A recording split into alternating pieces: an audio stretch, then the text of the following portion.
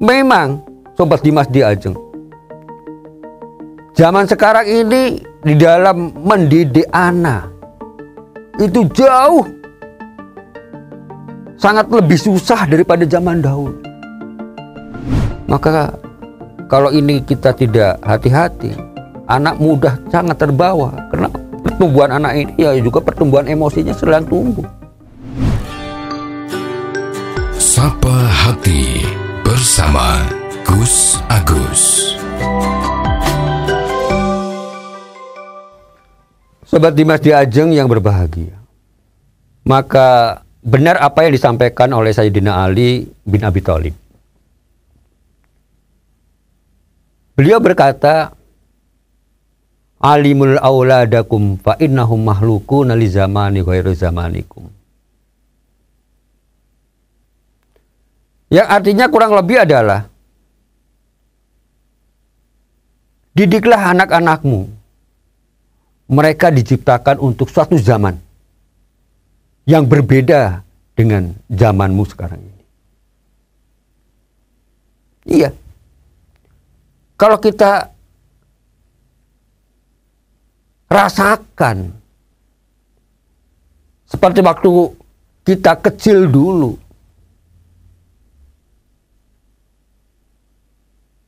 dengan yang sekarang, hebatnya perkembangan teknologi. Ini cara berpikir, baik itu di dalam keluarga maupun di masyarakat, ini jauh berbeda sekali dengan waktu kita masih kecil dulu.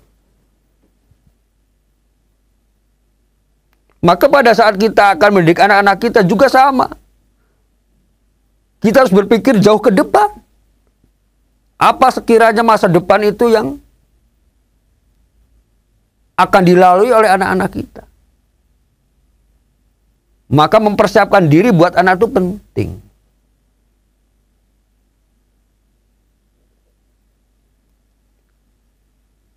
Bagaimana kita bisa mengarahkan anak kita supaya nanti masa depannya itu adalah baik. Tentu kita juga harus banyak update diri. Harus banyak belajar. Harus mencari pengetahuan, informasi-informasi. Sehingga apa yang kita lakukan terhadap anak kita, yang kedepannya pasti akan bermanfaat buat anak-anak kita. Tapi bukan berarti hal-hal yang penting yang selama ini juga dilakukan oleh orang-orang tua kita itu tidak diberikan kepada anak-anak kita. Ya tetap saja nasihat-nasihat yang baik kita kasihkan pada anak kita. Misalnya memberi contoh pada anak untuk tidak berlaku boros, suka menabung misalnya. Ini penting. Hidup hemat itu penting. Karena kalau kita memberikan contoh pada anak kita, berlaku boros artinya kita membelanjakan harta kita tuh tidak menggunakan perhitungan yang matang. Ini akan ditiru oleh anak-anak kita nanti. Apapun yang diinginkan dibeli, misalnya kena punya uang. Padahal boleh jadi belum tentu digunakan. Contoh, karena kan banyak kena gaya, kena pengen dianggap wah, pengen dianggap hebat. Misalnya seorang ibu sudah punya tas satu, pengen dua. Ya. Bahkan mungkin tasnya banyak sekali, lebih dari 10. Tidak hanya tas-tas lokal, banyak juga tas impor.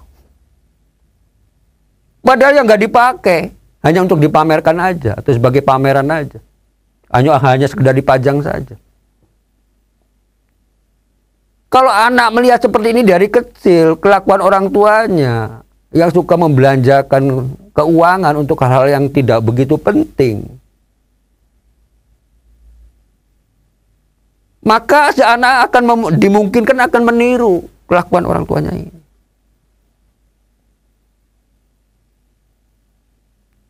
Padahal yang namanya mengarungi kehidupan ke depan itu jauh lebih sulit daripada yang sekarang itu mesti. Ya kalau orang tuanya mampu memberikan harta atau warisan kepada anaknya nanti dengan harta yang cukup. Kalau tidak,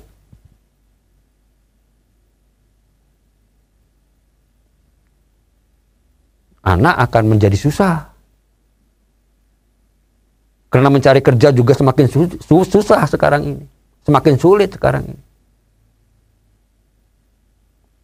Padahal kebiasaan pada waktu kecil, biasa dimanja sama orang tuanya. Sering melihat orang tuanya hidup suka menghambur-hamburkan harta. Tentu dalam dirinya si anak ini pun ingin merasakan bagaimana kemewahan, bagaimana kemegahan. Satu sisi dia tidak mampu di dalam mencari hartanya. Maka apa yang terjadi? Kalau imannya tidak kuat, karena pada waktu kecil juga tidak dididik dengan ajaran yang kuat, dengan ajaran agama yang kuat, boleh jadi gelempang imannya. Anak akan berbuat asusila, melacurkan diri misalnya, mohon maaf, demi mendapatkan uang untuk kebutuhan-kebutuhan yang dianggapnya adalah kemewahan. Seperti Mas Diajeng yang berbahagia. Sebetulnya kalau kita dalami lebih jauh di dalam agama kita, Allah berfirman, A'udzubillahi minasyaitonirrajim, bismillahirrahmanirrahim. Ya ayyuhalladzina amanu qu anfusakum wa ahlikum naro. Yang artinya kurang lebih, wahai orang-orang yang beriman, jagalah dirimu dan keluargamu dari api neraka.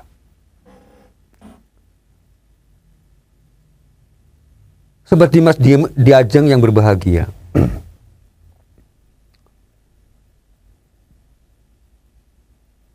Di dalam menafsirkan ayat ini, seorang ulama besar, Imam Tobari, ahli tafsir, seorang ulama ahli tafsir, ini meriwayatkan bahwa Sayyidina Ali menafsirkan ayat ini adalah suatu perintah untuk mengajarkan akhlak dan ilmu kepada keluarga.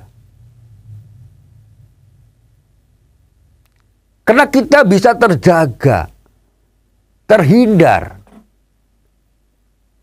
dari siksa api neraka itu. Artinya kalau perilaku kita di dunia ini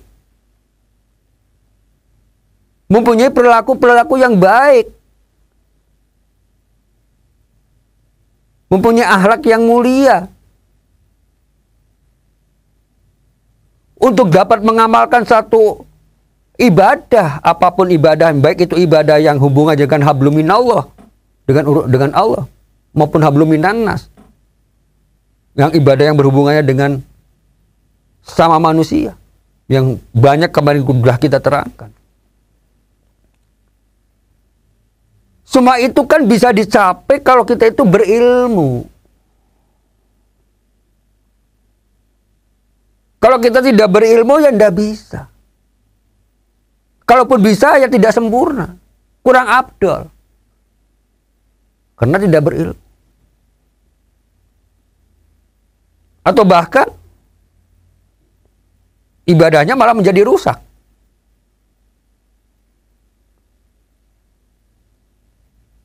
Seperti Mas Diajeng yang berbahagia. Yang saya maksud ibadah di sini tidak hanya semata-mata ibadah hablum minallah ya. Artinya tidak hanya sekedar ibadah merupakan yang wajib-wajib seperti sholat, puasa, zakat.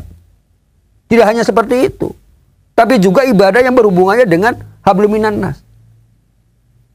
Ya ada hubungannya, kaitannya dengan manusia yang lain. Ya seperti ikhtiar kita, bekerjanya kita, manfaatnya kita pada orang lain, dan seterusnya, dan seterusnya. Semua itu adalah dengan ilmu. Dan itu juga harus kita latih sejak dini, sejak kecil. Maka orang tua, kewajiban orang tua adalah mendidik anaknya. Bagaimana supaya anaknya itu bisa berilmu dan bisa menjadi anak yang soleh-solehah. Menjauhi dari segala perbuatan-perbuatan yang dilarang oleh Tuhan maupun dilarang oleh aturan-aturan pemerintah. Seperti Mas Diajeng yang berbahagia, demikian. Semoga ada manfaatnya. Billahi taufiq wal hidayah. Wassalamualaikum warahmatullahi wabarakatuh. Sapa Hati bersama Gus Agus.